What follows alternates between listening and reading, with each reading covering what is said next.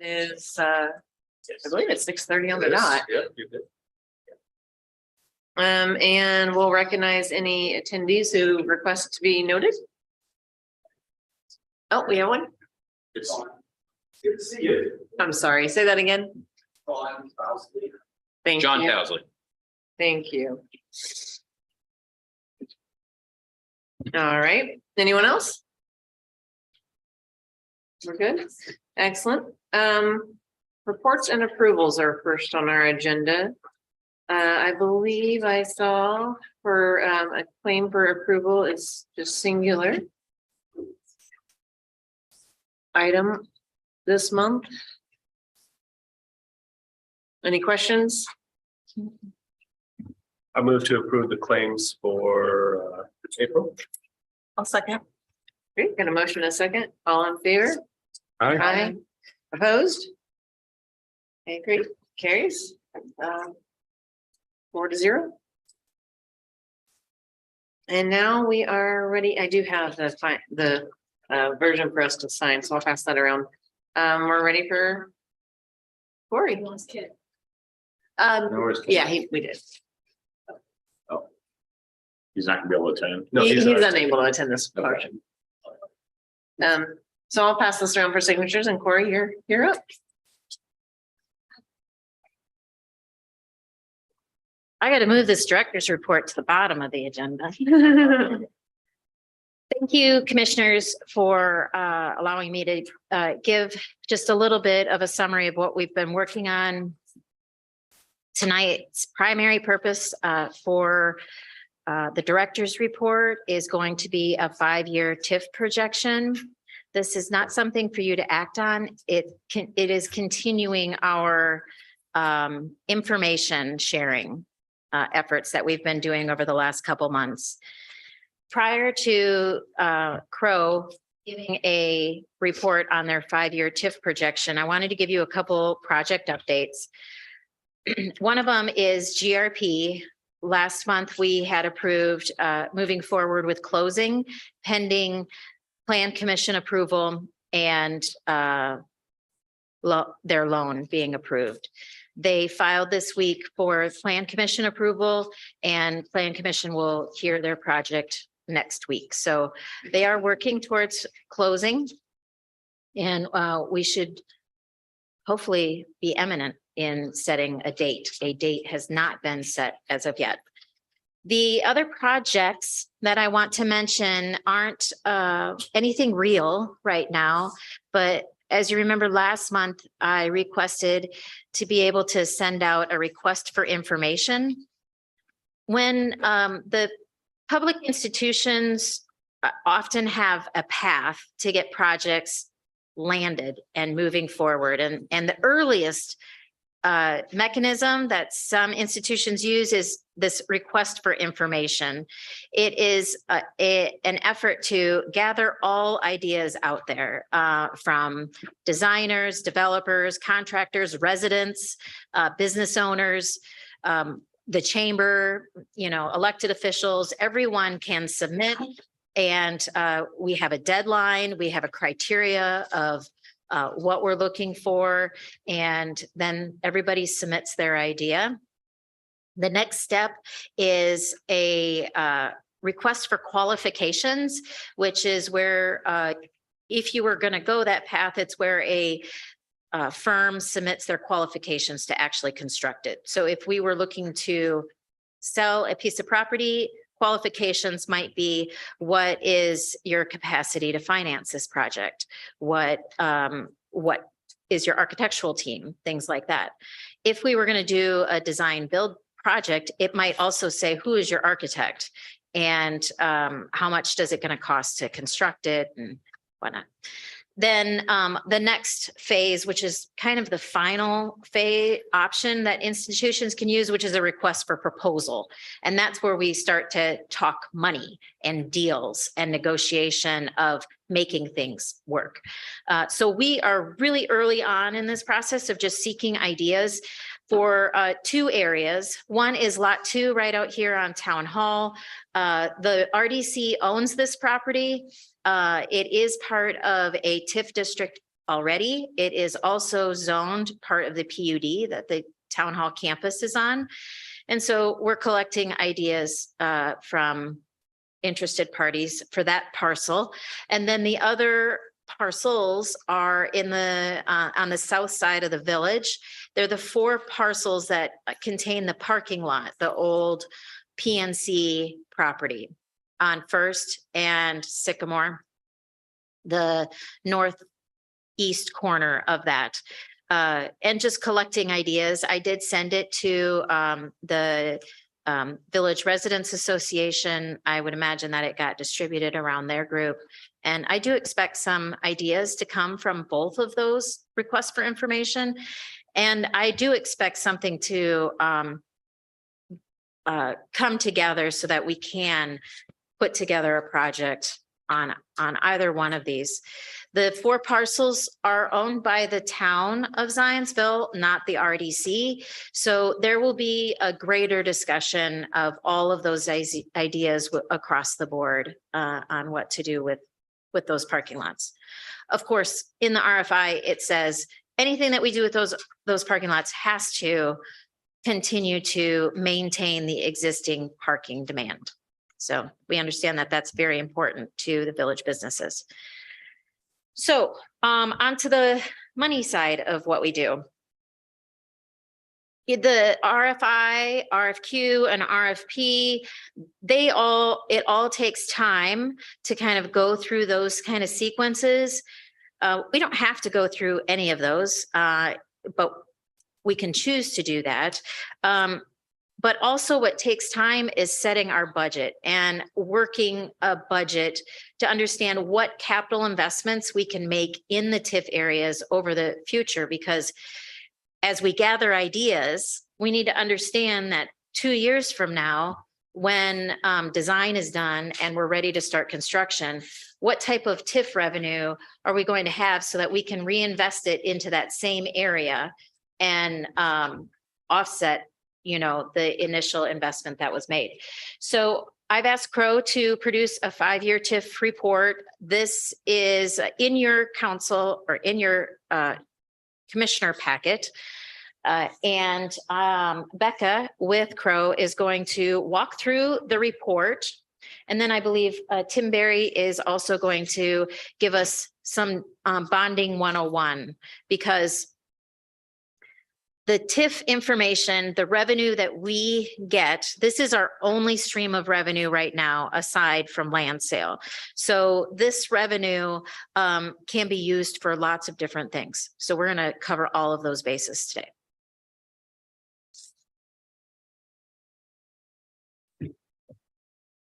Good evening. I'm going to try and put this on screen.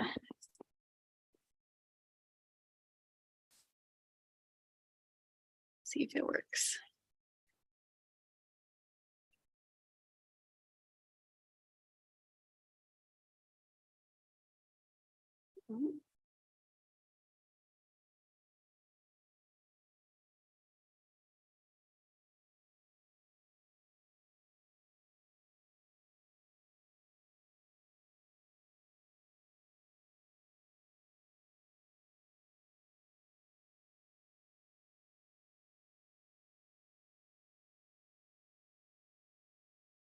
There we go.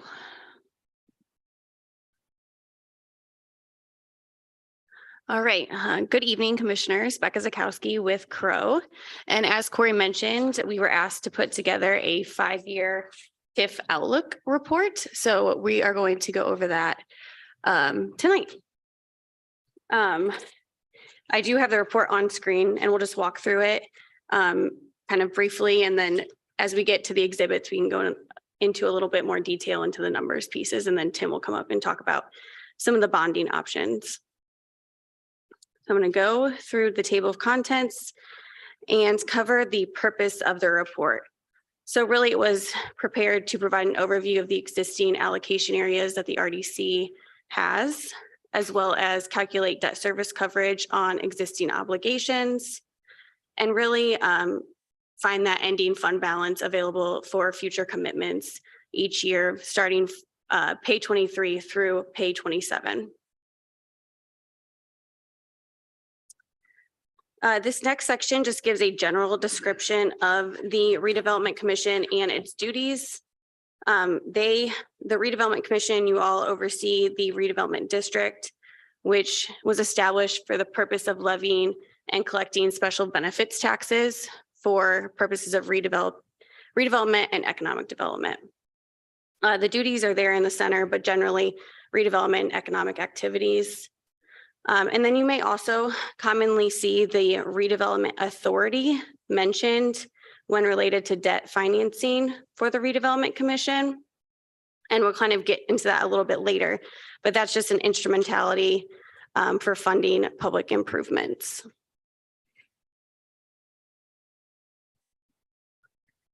The next section of the report really just goes over the existing allocation areas. The Zionsville EDA allocation area is the oldest allocation area established in 2000 and will expire in 2030. The Oak Street allocation area was established in 2014 and doesn't currently have an expiration date that will expire 25 years after the date of the first obligation payable from those TIF revenues. The 2015 334-700 allocation area was, you all assumed jurisdiction over that one in 2015 through the annexation between the town and Whitestown. And that one will expire in 2047. The Creekside allocation area was established in 2015 through an amendment to the Zionsville EDA. That allocation area is within the Zionsville EDA and will expire in 2040.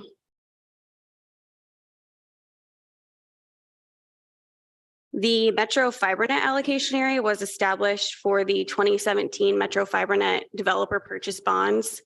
That's a personal property TIF and is coterminous with the town.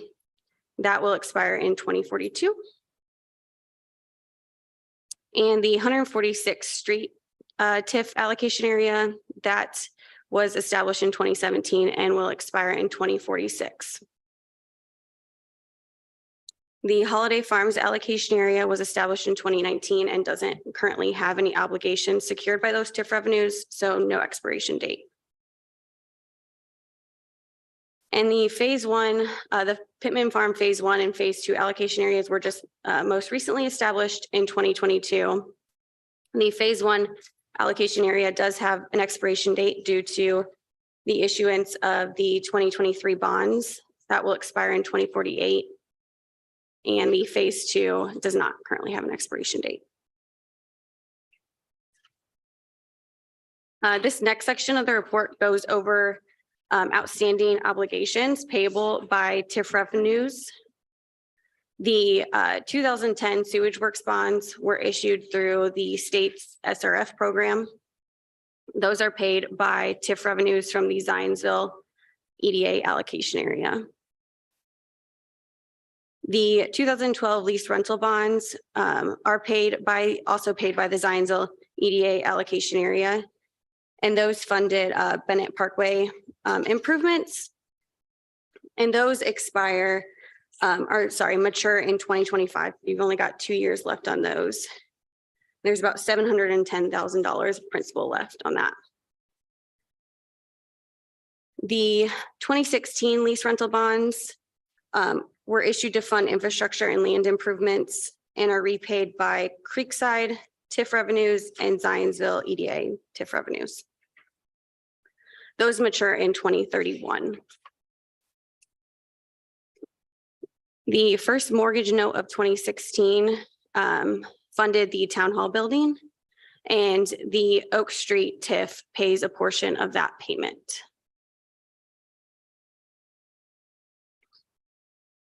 And the 2017 refunding lease rental bonds refunded the 2008 bonds. And those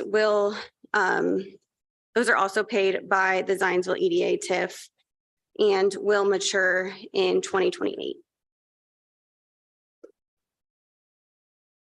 The 2017 FiberNet project bonds, those are paid from 100% of the TIF revenues received in the Metro FiberNet allocation area. Those will mature in 2042. And then the 2021 Appaloosa Crossing Project bonds, those were issued to fund improvements to support the Appaloosa Crossing project. And those are developer purchase bonds and have 100% of a pledge of 100% of the TIF revenues generated on the project parcels within the 146th Street allocation area. And the Adler apartment project bonds funded improvements related to the Adler Apartments project and have a pledge of 90% of the TIF revenues from the project parcels within that 334,700 allocation area. And lastly, the farm project bonds issued earlier this year have a pledge of 95% of the TIF revenues generated in that Pittman Farm Phase 1 allocation area.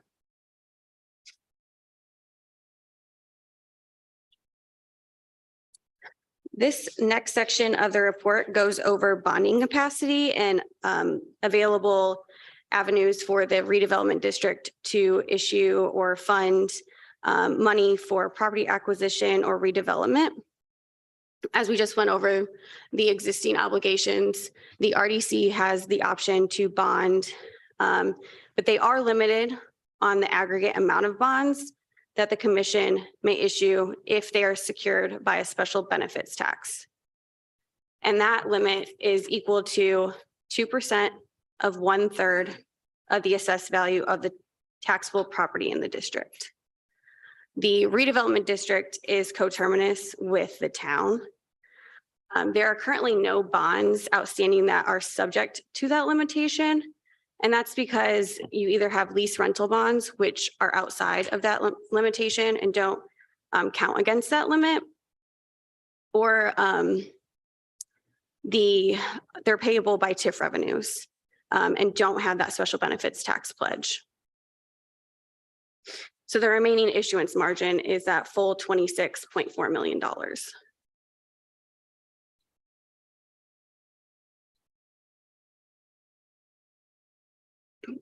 This next section just gives a general overview of what TIF revenues are. As you all are aware, TIF revenues are calculated on the incremental assessed value of a parcel. So when you set up a TIF, you establish a base assessment date. Any AV over that base assessment is incremental AV, and that's where you capture TIF revenues. And then this also goes over what you're allowed to use TIF revenues for, including paying principal and interest on debt service and funding expenses incurred by the RDC.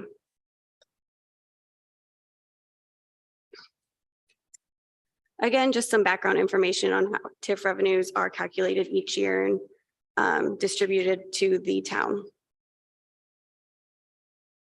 And then I'll probably skip over these risks, but just general risks related to TIF revenues and how we've calculated these in the report.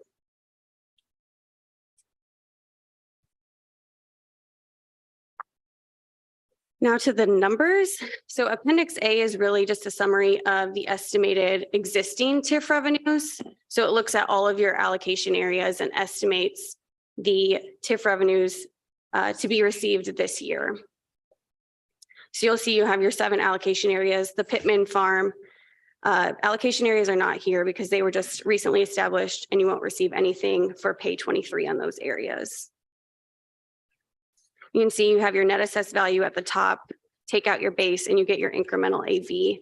You multiply using your net tax rate, which is the tax rate for those parcels less the referendum tax rates that go, those revenues will still flow to the school. And then you get your net TIF revenue at your bottom line right there. As you can see, Zionsville EDA allocation area is the strongest and has about 2 million coming in annually. What, Creekside, does that include RLL? Yes. And on Holiday Farms, the 214? What Yes. does that include? So that one, we've been working with the county on actually. I think it was pay 22 that had an issue though. They had included a lot of parcels that were residential, and you don't collect TIF revenues on residential parcels. So we've been going back and forth with them on that allocation area, but it will be the golf course, the clubhouse, and any other commercial parcels in that allocation area, but not the residential. Okay.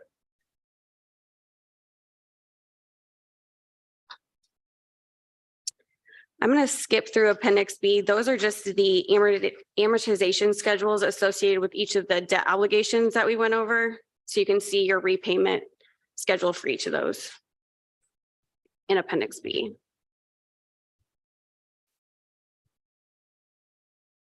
All right, Appendix C is your combined debt service coverage calculation. And that just takes the estimated TIF revenues from the Zionsville EDA and the Creekside allocation area and looks at those revenues compared to your annual debt service going out each year. So you can see for pay 23, you're estimated to receive about $2.2 million from the Zionsville EDA and Creekside. You'll pay debt service on your 2010 sewage works bonds, 2012 lease rental bonds, 2016 lease rental bonds, and your 2017 refunding lease rental bonds. And your coverage is equal to about 200%, which is healthy. Usually we try and shoot for between 125 to 150. I would note that that Zionsville EDA does expire. So revenues will drop after that TIF does roll off. And you can kind of see how that works out in this coverage calculation, although the debt service is paid off before that expires.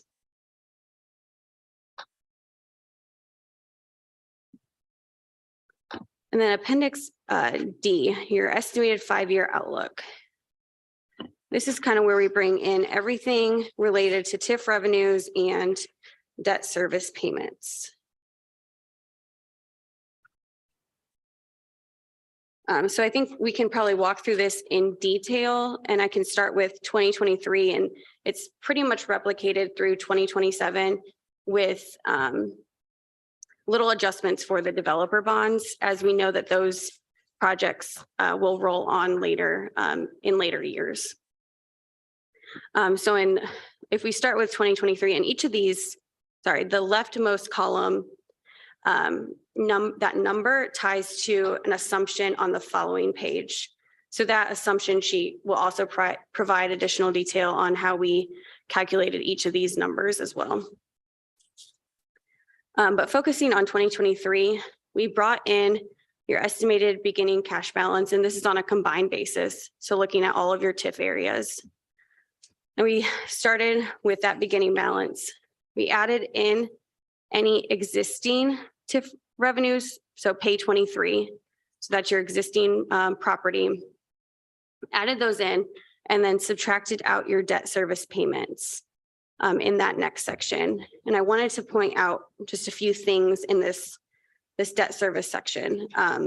Starting with the town hall note, that portion, that 250 is really just the portion funded by Oak Street TIF revenues. That payment is larger, and you'll see that in the amortization schedule. The 250 only represents the portion funded by Oak Street TIF. And that 250 is what's historically been paid out of Oak Street, and it's an annual, it happens in the annual budget process. Let's see, the Metro FiberNet bonds, those, like I mentioned, have 100% pledge of Metro FiberNet TIF revenues. So anything that you receive in that allocation area goes out as a debt service payment. So that number, the 44,000, equals what you're receiving in for pay 23, and we've held that constant. The 2021 bonds are the Appaloosa Crossing bonds. Those the debt service payments for those bonds equal 100% of the TIF revenues received from those project parcels. So that project is currently generating for pay 23 approximately $67,000. We've increased the TIF revenues for that project starting next year and increased incrementally through 2027 based on our projections at the time that we issued those bonds in 2021. So they should continue, those revenues should continue to grow. And that, again, has 100%, whatever debt service or whatever the TIF revenues come in on that project equals the debt service on those bonds. The Adler Apartments bonds, the 2022 bonds, those debt service payments equal 90% of the estimated TIF revenues generated by that project. And at the time that we issued those bonds, the project was expected to be complete January 2024 for taxes paid 25. So you won't see anything roll on until 2025.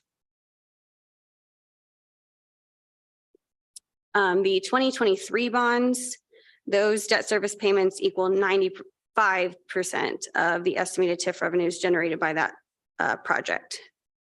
And at the time of issuance, that project was expected to be complete January 2025 for pay 26. So you won't see anything until 2026 for those bonds. And then the last of the debt service payments is that assignment agreement payment to ZCS. That is an obligation that came out of the land purchase agreement that the commission entered into with the schools back in 2013. The note that financed the land purchase is actually completely repaid, but the TIF sharing agreement goes until 2029, which was the original maturity date of that note. And then the TIF sharing is triggered by two things: when the fund balance of the Zionsville EDA and Creekside TIF equal at least $1 million and debt service coverage is over 150. So total, your debt service payments for pay 23 equals about $1.5 million. Your estimated receipts available for future commitments. This is just it's what's left after receipts, after disbursements are made. So for debt service, so it's just receipts minus your disbursements. And if you look at that bottom line, the total estimated receipts available for future commitments, that's really what you have: receipts over disbursements of about $1.1 million. Everything above that line just breaks it out by allocation area. And then the very final line, your estimated ending cash balance for 2023, you're expected to end with $4.2 million in the bank. And we've pretty much replicated that same process through 2027. We've held existing property constant, except for one note on the Holiday Farms. We did adjust the tax rate for those parcels starting next year.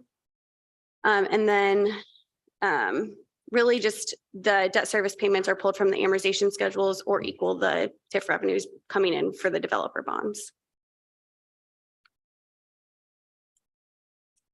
And that, again, that total estimated receipts available for future commitments is what's available each year outside of debt service. And this is just some more detailed assumptions that go into that Exhibit D. Exhibit E is just an illustrative financing. I know that you all have talked about bonds and what the commission can do to raise funds for property acquisition or redevelopment projects.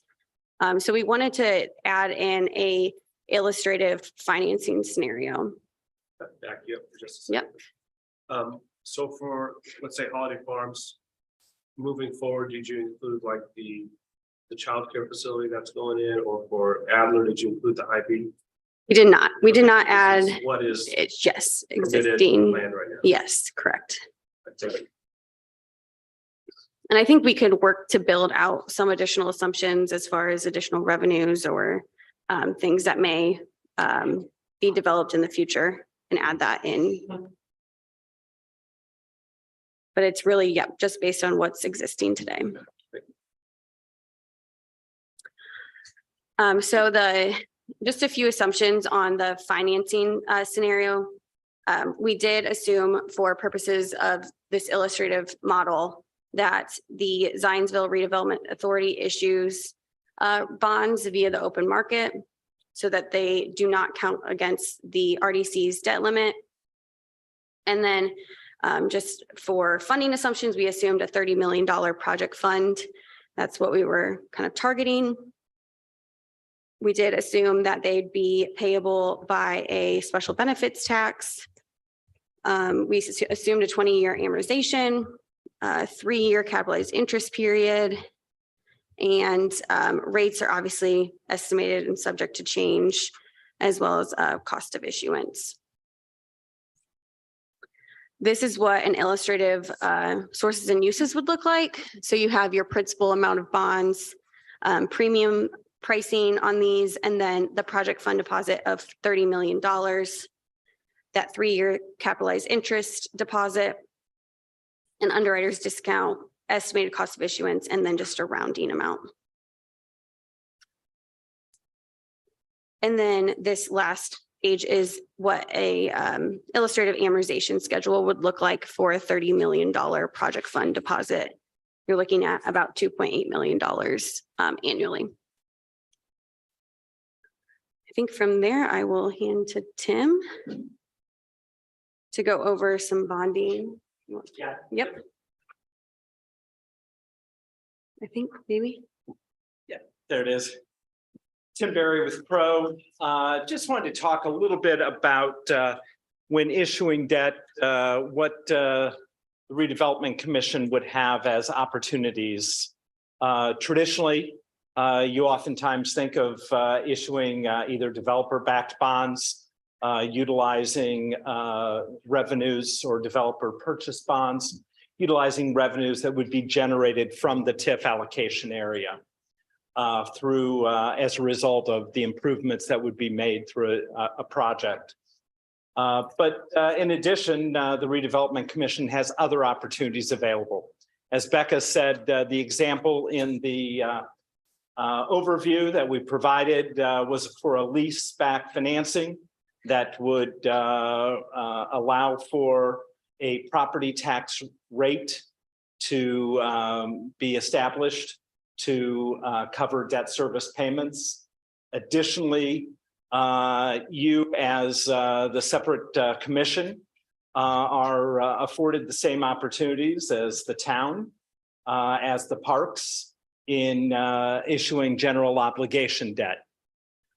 Your limitation is 2% of 1/3 of the town's assessed value.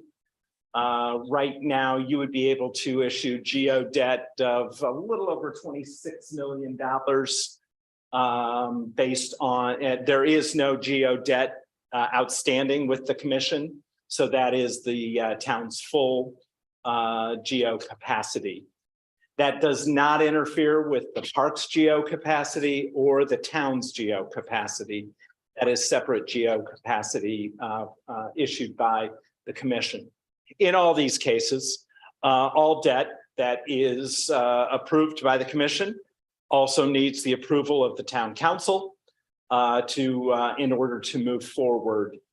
So you do not have the authority to issue debt without the approval of the council and that formal process of going through the commission as well as through the council.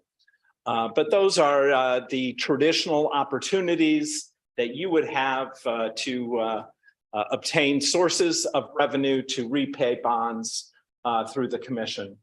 And what we really have provided you is a resource tool to refer back to understand when certain allocation areas expire, what the revenues that you are receiving from each of those allocation areas are.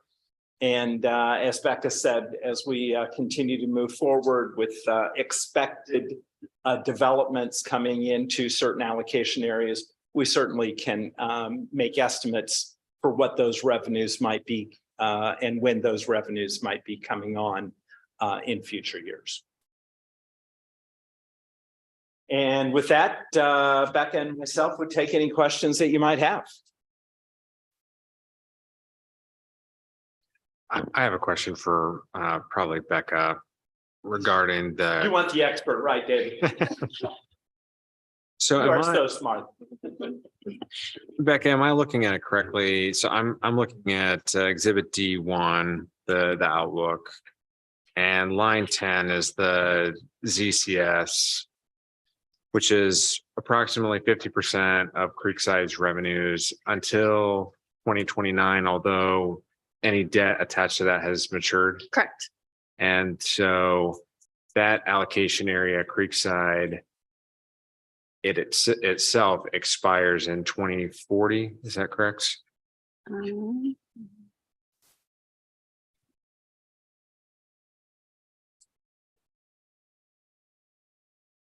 That's correct. Yep. Okay. I'm just very interested in maybe seeing updated projections for Creekside and that 50% allocation, given that there's a lot of activity planned for Creekside that will boost that quite substantially. So that split will look a lot different over the next 5 years than what's projected here. Yeah, I agree. And I think we could work with Corey on getting that incorporated. Actually, we looked at this a couple of years ago and it didn't really make a lot of conclusions on it, but it's worth looking at those agreements because my recollection is costs associated with respect to developing Creekside come out as expenses before the cost split. And now, particularly since we're starting to generate more significant TIF revenues and property taxes from the Creekside allocation area, it's a possible way to bring those costs outside just your normal budget and pay for them through property taxes. And that's actually on our to-do list to revisit soon. And Yeah. I'll add too, I mean, maybe correct me if I'm wrong, but the portion for the referenda that have been passed is separate from any of these revenues, correct? So the properties in that allocation area, they would still have a distribution to the school corporation for the referendum. That's correct. Yes, and then I also want to flag, when we were going through the budgeting process, maybe, I don't remember if it was last meeting or the meeting before that, I had said in our public meeting that I didn't think the triggers were going to be pulled because one of the triggers is $1 million. And in further review with Crow, that trigger is $1 million of not just the Creekside TIF, but also the Zionsville EDA. So those two combined does have a trigger start. So we've got still some finessing to do to make sure that we're in alignment with this ZCS agreement.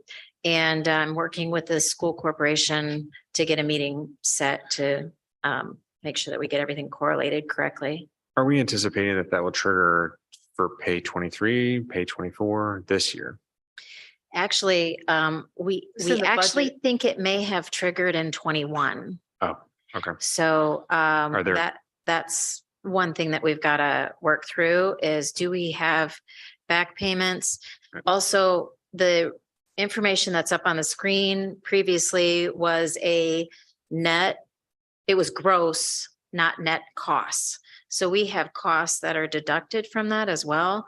So it's an illustration, a guideline, but you can see that it's about $100,000. I mean, for us to be working towards. Got it. And it'll balloon over the next several years as the AV grows in Creekside, which we anticipate. So this is a big question mark for me. I think we should keep it on the front burner. Just Sir, absolutely. understanding that agreement is going to be important. Yep, we agree. This number, Corey and Becca, is different than what the commission approved in the budgeted numbers too, so there's. That's there's a correct. lot We, that Sort of needs to be cleaned up.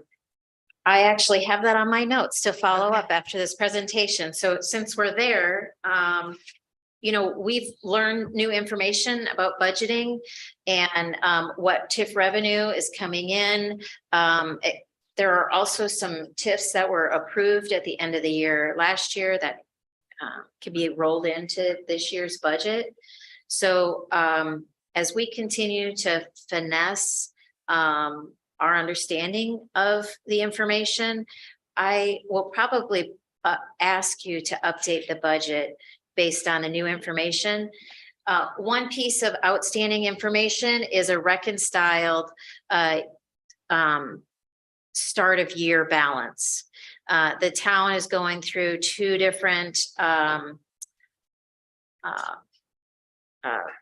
computer systems, and it's hard to track what everything is. Yeah. So Yeah. a reconciliation of that start of year balance is also outstanding. So is this projection, is this number accurate or? It's an ish. It's illustrative. Okay. I have it different. My start of year, what your budget is, it's just over 3 million. It's like 3.069 million. Whereas this one is 3.1 million. Yeah, the town's currently going through a lot of checks and balances for end of year, employing data and information from OpenGov. And hopefully that will be wrapping up here soon, but it will take a little bit of time in order to do that and close that out. And as we switched over to Keystone at the beginning part of this year. Brian, can I ask if, I'm sure it may be in our packet or our binder. Do we have a copy of the ZCS agreement that could be perused? I have it somewhere. And again, this was what, can't even remember why we looked at it, but it was right about the time that Wayne was exiting and we were looking at it. And then he left and I can't even remember why we were looking at it. Okay. But I it have was, it at my fingertips. It seems like every single day. I will make sure I email it to the commissioners. Yeah, thank you. That would be helpful. I mean, I want to be clear, I don't have any issue with sharing TIF revenue if that's the agreement that was struck. It's just, it's helpful to understand when it was triggered and what our ongoing obligations are so that we're not thinking about committing dollars that aren't real dollars that we are sharing with the school. I think both organizations went through a period of change about the same time, and some of that was lost with some of that transition. So we've committed to getting that under wraps. yeah, and we can restart what we were doing. We were really early in the process and then it just, That was in that was my 2015. recollection. Okay. Well, I would volunteer to dig in on this, if you like. Fantastic. Okay. Thank you. I'm writing your name right here. Dave. Yeah, thanks, Dave. And if it is a back payment, then that needs to be figured into the overall. Okay. The one thing I also want to remind you is that this A is an illustration. It's information that we can help use our decision-making going forward, both in our TIF only revenue and our TIF only debt obligations, but also how we can use those TIFs. There's no suggestions on commitments made tonight. It's just a matter of sharing information that we have with you. And if there's no other questions, Madam President, I conclude my director's report. Excellent. Thanks so much, Corey. Appreciate it. Very helpful. So we can move on to our TIF area report written and included in our packet. It looks like the changes are highlighted for us. So does anybody have any questions regarding those? I do not. Okay.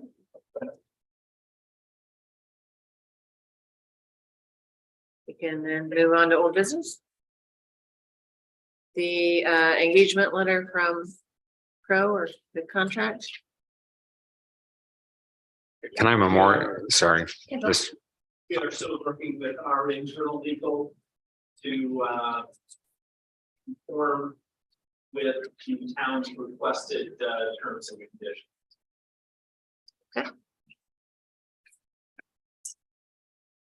So we'll revisit that next month then. Put it back on old business. Okay. Then moving on to new business.